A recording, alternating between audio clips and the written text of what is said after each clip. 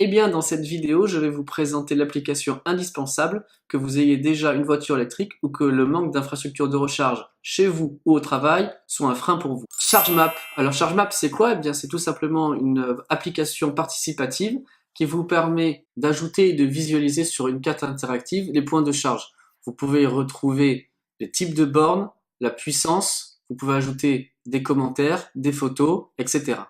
ChargeMap, c'est également un site, mais aujourd'hui, on va s'intéresser à l'application qui est disponible gratuitement sur iOS et sur Android. En démarrant l'application, on voit tout de suite que sa prise en main est super simple. On arrive sur une image Google Maps, un écran assez épuré avec sur le côté la liste, des favoris, un moyen de mettre la géolocalisation, un mode recherche et deux petits pictogrammes pour accéder au filtre.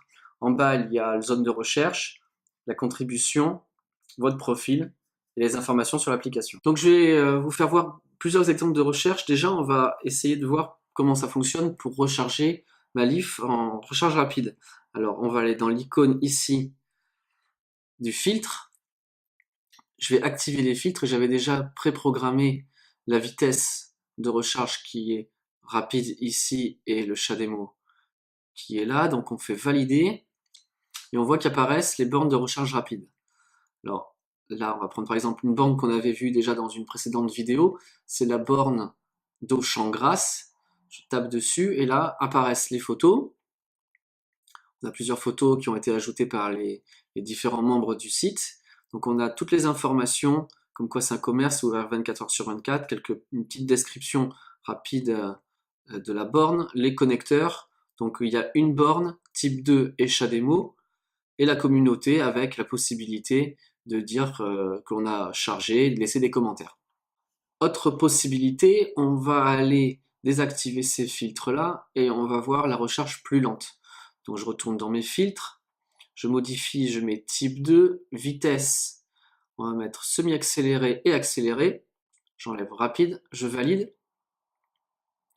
Et là, par exemple, on va aller voir ces deux bornes. Il y a ici une borne en 7 kW, rond-point de la Canardière à Mondelieu-la-Napoule. Donc toujours le même principe, hein, des photos, ici, différents connecteurs, donc on nous dit qu'il y a deux bornes, avec une type 2 en 7 kW et un chargeur domestique sur chacune d'entre elles, et il y a besoin d'un badge RFID, pour pouvoir se connecter, parking ouvert 7 jours sur 7, 24 heures sur 24.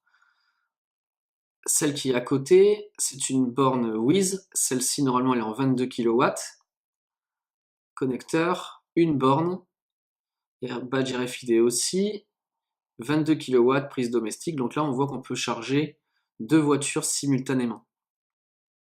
Et ici donc c'est une borne Wiz, on en parlera dans une prochaine vidéo, mais Wiz c'est un réseau de recharge qui a été inauguré par la communauté d'agglomération des Pays de l'Érins, donc on verra ça dans une prochaine vidéo. Donc hormis les recherches sur l'application, on peut également contribuer comme on le voit ici. Donc il y a deux façons possibles. Un, c'est le check-in qui permet de dire à la communauté que l'on utilise une borne et créer une zone de recharge. Donc si je tape sur créer une zone de recharge, on a toutes les informations à donner de la borne, donc le type, le lieu, l'adresse exacte pour le poser sur une carte, les informations complémentaires, le type de borne, le nombre de bornes, le type de borne, la puissance, rajouter des photos et la validation.